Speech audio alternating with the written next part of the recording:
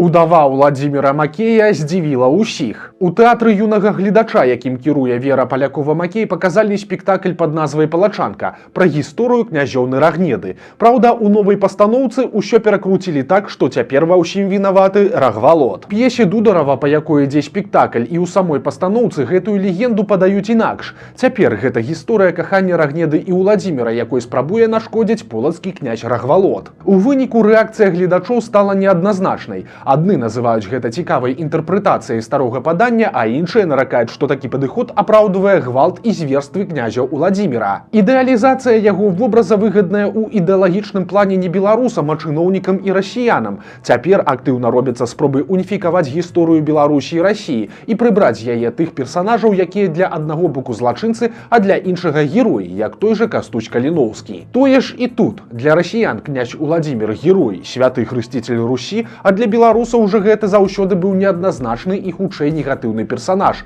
але ж цяпер, падобна, гэта таксама хочуць змяніць.